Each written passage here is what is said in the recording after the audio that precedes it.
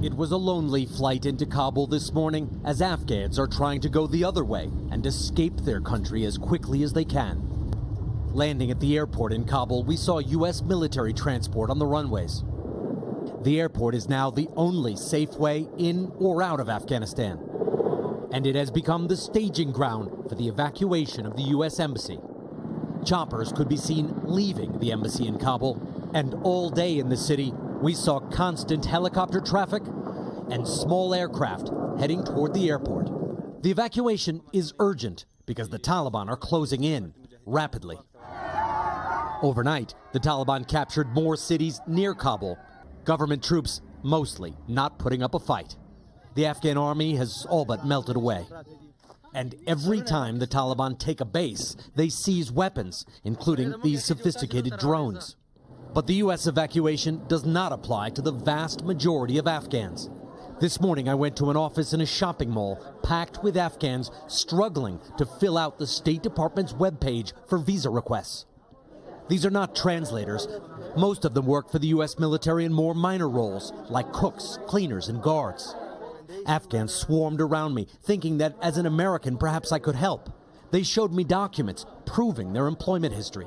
So everyone showed up with their ID cards, pictures of their phone, other IDs, recommendation letters, employment contracts, and they're hoping that all this paperwork will be enough to get them a visa immediately so they can get out of this country.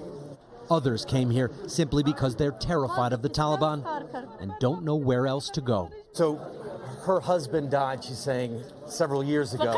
He didn't work for the military. She doesn't have any connection to the U.S. She's just here out of desperation. She's saying, please do something. Take my son. They know Kabul is falling. They want out at any cost. And here in Kabul, there are already preparations being made. Not far from where I am right now, there is a street full of beauty parlors, and it was quite famous because there were lots of posters in which women were depicted with their hair newly dyed and with full makeup. Well, today they were painting over those in preparation of the arrival of the Taliban. Just tragic scenes and breathtaking the speed with which it's happening. Richard Engel in Kabul, where he's been so many times over the years. Richard, thanks so much. Hey, thanks for watching our YouTube channel. Find your favorite recipes, celebrity interviews, uplifting stories, shop our favorite deals, and so much more with the Today app. Download it now.